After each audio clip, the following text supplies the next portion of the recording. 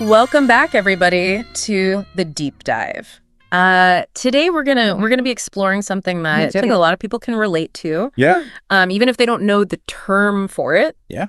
We're talking about parentified children. Parentified children. So if you can imagine like a 10-year-old. Okay. And maybe their dad's going through a job loss. Mm-hmm. And suddenly this 10-year-old is the one making sure that the younger siblings are getting dinner. Let's see. That's the kind of thing we're going to be unpacking today. Wow, that's powerful. You've given me some really interesting sources that talk about defining parentification, the types of parentification, the impact that it can have, and even some ways to kind of move forward if this is something that you're dealing with. Yeah. So, and I think what's really interesting is how often this actually happens, even if people don't know the word for it. Yeah. Right. It's like it's a very common experience, I think, for a lot of people. Right. And it's not always like this dramatic, situation. Yeah. Sometimes it's very subtle. Yeah. Right. So let's just start by getting clear on what exactly Caius parentification. Okay. I know that way back in 1973. Oh, wow. Researchers Bosserman and Spark talked about it being like a distortion of boundaries. Interesting. Where children end up kind of taking on these adult roles. Right. But in simpler terms, it's kind of like the family seesaw, tips over. Yeah. And the child becomes the one who's responsible. Yeah. Sometimes even for their own parents. Oh, wow.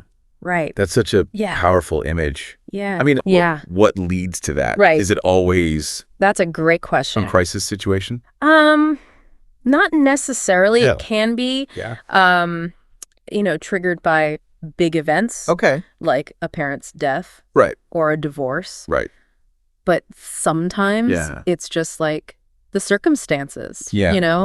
Wow. Like if you have addiction in the family. Mm-hmm. Disability. Okay. Or even like sometimes a parent's working all the time just to make ends meet. To make ends meet. Right. Yeah. So even those well-intentioned phrases, right, you're the man of the house now. Yeah. After a father passes away. Yeah. Can actually be really absolutely for the child. I mean, think about that. It's this enormous burden you're placing on a kid who's already dealing with so much, grief and loss. Yeah. And then on top of that, you're saying okay, well, now you have to be the strong one. Right. You have to be the responsible one. Right. Wow. Yeah. And that leads us to the different types of parentification. Right. So the research you sent me highlights two main categories. Right. There's emotional parentification. Okay. And then there's what they call instrumental parentification. Okay. And each one is it plays out a little differently. Right. But in both cases, you have a child shouldering responsibilities that really are not appropriate for their age. Yeah. Okay. Yeah. So let's break those down. Okay. So emotional parentification. Emotional parentification. So this is where the child basically becomes the family's emotional anchor. Yeah. So they are. It's like they become the therapist, the confidant, the cheerleader. Oh, wow. All rolled into one. Yeah. For their own parent. Yeah. Yeah. So it's a lot. It's a lot. For a child. It's a huge emotional load. Right. For a child to carry. So instead of the parent comforting the child, the child is comforting the parent. It's the other way around. Yeah. Yeah. And I think that can be very isolating for a child. Yeah. To feel like they're constantly responsible for their parents' emotional well-being. Right. And then imagine if there's neglect or abuse happening in the family. Yeah. Sometimes the parentified child might even take on the role of protecting and nurturing their younger siblings, Yeah. Trying to create some sense of safety and normalcy that's missing from the adults in their lives. Oh, wow. Yeah. Okay. So then there's instrumental parentification. Instrumental parentification. So this is more like... This is where a child takes on these very practical, almost managerial tasks. Right. So like cooking dinner. Yeah, like a 10-year-old cooking dinner. Right. Or a teenager who's managing their parents' medication schedule. right? I mean, so many young carers fall into this category. Exactly. Right. And that's what's tricky about this. Yeah. Is that these kids, they seem so mature. Right. And so capable for their age. Yeah. Yeah. Yeah. Right. So it's easy to overlook the fact that they're sacrificing their childhood. Right. You know? Right. It's like the burden is hidden in plain sight. It's like they're getting praise for being responsible when really they should be playing. Exactly. Right. Yeah. So. Yeah, it's a complicated trade-off. It is, yeah. Okay, so let's talk about the long-term impact of this. Yeah.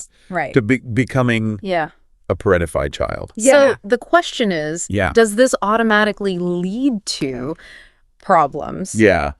In adulthood. In adulthood, yeah. And that's where things get really interesting. Okay. Because it's not a simple yes or no answer. Right. The research really highlights the resilience of a lot of parentified children. Right. Yeah. And there's definitely nuance. Right. To the outcomes. Right. You know. It's not all doom and gloom. It's not all doom and gloom. Right. Like the sources mention that only about 25% of people who experience this actually end up having like lasting negative effects as adults. And I think that says a lot about the human capacity to adapt and overcome challenges. Right. But even with that statistic, you know, we still have to think about the significant number of people who do struggle. Right. You know? Yeah. So it's not about minimizing the impact. Right. It's about understanding the full spectrum of possibilities. You know? So some parentified kids actually develop positive traits from this experience. Right. You know? Yeah. So what are some of those? Well, for example, they often excel in caretaking professions. Okay. They might be drawn to, helping others. They often have very strong interpersonal skills. Okay. They become very good at reading people. Yeah. And building relationship. Almost like they've had... It's like they've had years of practice. Yeah. Navigating complex emotional landscapes. Right. Yeah.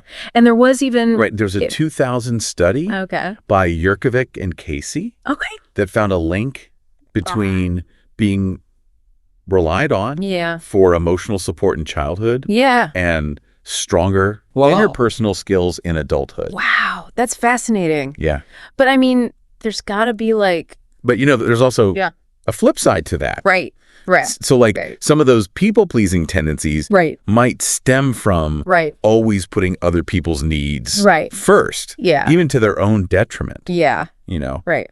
It's important to acknowledge. Right. It's important to acknowledge that there can be negative impacts as well. Yeah. Right. Sadly, parentified children are at a higher risk for things like anxiety, depression, eating disorders, even OCD. Wow. You know? It's like... Yeah. And I think it's because they never really had the space to just be kids. Right. You know? Yeah. They never had the space to learn how to regulate their own emotions without carrying the weight of everyone else's. Right. You know? And then there was this psychologist, D. Cacavo. He wrote back in 2005 about how this dynamic sets kids up for a kind of failure that they can't even comprehend. Wow. You know? Yeah. It's like they're being asked to do things that they're developmentally not ready for. Right. You know? And that can lead? And that can lead to feelings of shame. Right. Low self-esteem. Yeah. This belief that they're just not good enough. Right. Even if they're excelling at the role that they're being forced into. Wow. Yeah. And here's where it gets really fascinating. Okay.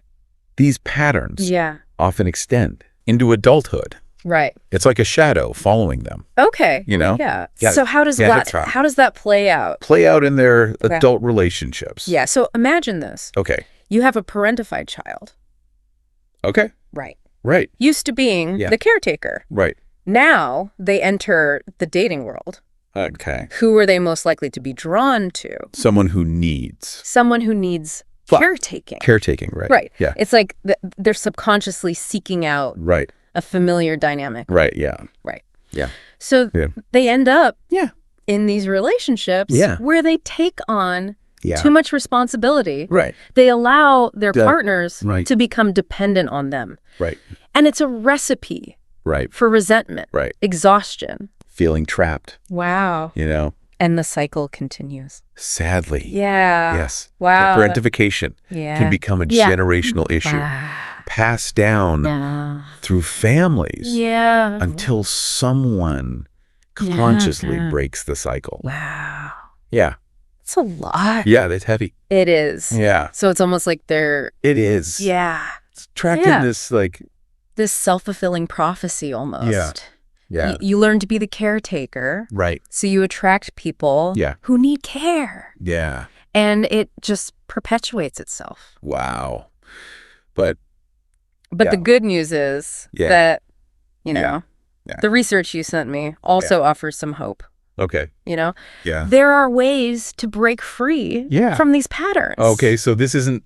That's what's crucial here. Yeah. It's not about blaming your parents or dwelling on the past. Yeah. It's about recognizing those patterns and then actively working towards healing. Okay. So it's about empowering people to... Yeah. It is. To reclaim their lives and their relationships. Exactly. Okay. Yeah. So where do we even begin? Well, the sources highlight a few key steps. Okay. It starts with acknowledging what happened. Okay. Right? Yeah. Like allowing yourself to grieve that lost childhood. It's so important because... Yeah, it is. Yeah. Because so often these kids were praised for being mature. Right. For being responsible. Right. They never got to say, hey, this wasn't fair. Right. I missed out. Yeah, exactly. You know? Yeah. They were almost forced to be okay with a situation that was not okay. Yeah. And that can lead to bearing a lot of pain and resentment. Wow. So acknowledging those feelings is step one. Okay. And the next step is what some therapists call reparenting yourself. Reparenting yourself. Yeah. Oh, okay. I know that sounds a little... Yeah, it does sound a little abstract. Yeah, but it's actually a really powerful concept. Okay. So basically it's about giving yourself the love, the care, and the support that you didn't receive as a child. So it's almost like becoming... It's like becoming. Your own nurturing parent figure. Right. Offering yourself that. Giving yourself the understanding and valuation that you may have missed out on. Right. Yeah. So it involves learning what healthy relationships look like. Okay. Setting boundaries. Okay. And letting go of those burdens that were never yours to carry in the first place. So learning to say no. Learning to say no. Yeah. Yeah. Is a big part of that? Huge part of that. Right. It's about prioritizing your own needs. Right. Understanding you're not responsible for fixing everyone else's problems. Right. And accepting that it's okay. Yeah. To put yourself first. Yeah. Sometimes. Which I imagine, which I know can be. A really radical shift Yeah. for someone who spent their entire life putting others first. Right. You know? Yeah. And that's where... Yeah, and that's where therapy can come in. Right. You know, it gives you a safe space to process all of those complicated emotions. Right. The anger. Right. The guilt. Right. The sadness. Yeah. You know? Without judgment. Without judgment. Right. It's such a... And it's not just about understanding how those early experiences shaped you, but also about recognizing that you're not defined by them. Right. You know, you have the power to break free from those patterns and create a new, healthier narrative for yourself. It's like you're giving yourself permission. It's like you're, Yeah. It's like to finally be a child. Giving yourself permission. Yeah. To finally. Even if it's years later. Yeah. Even if it's be a child. Yeah. You know?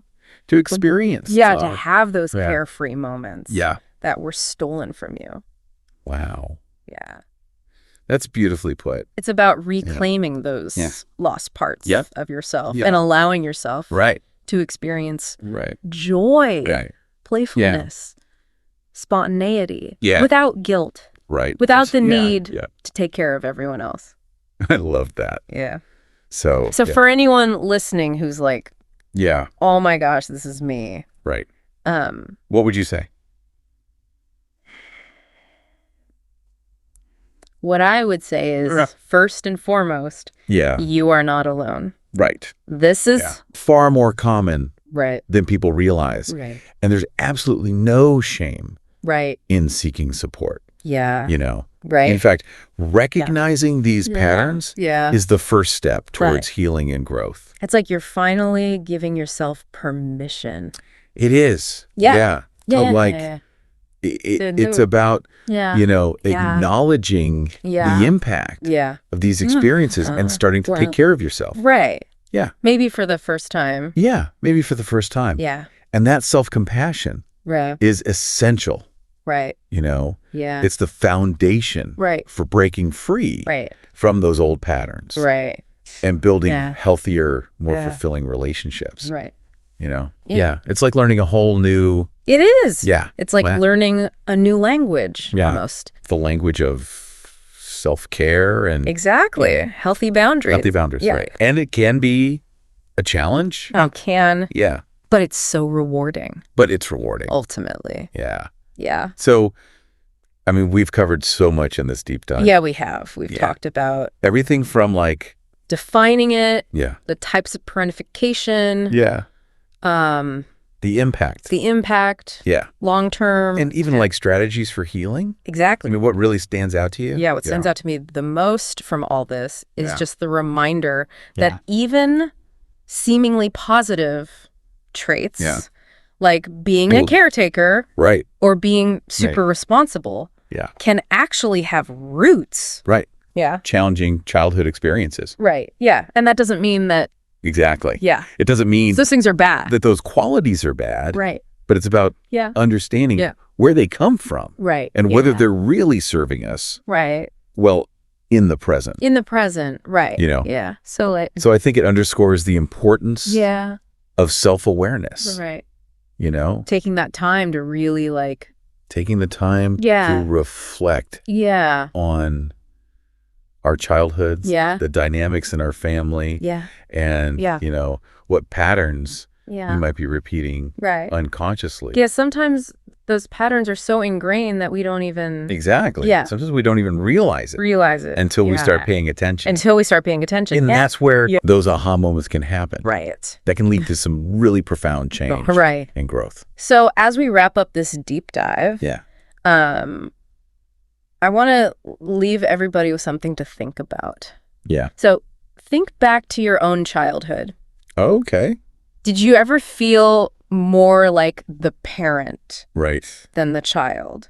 Yeah. How might that have shaped you into... shaped the person you are today? The person you are today. Wow. It's a powerful question. It is. Worth exploring. It is. And if this topic resonated with you... know that you're not alone. Right. There were so many resources out there. Right. Books, articles, support groups. Support groups. Therapists. Who specialize in helping people heal from this. Yeah. So remember. Healing is possible. Healing is possible. You have the strength. You do. To break free. And create a brighter future. For yourself. Thank you so much for joining us on this deep dive. We'll see you next time. Thanks for having me.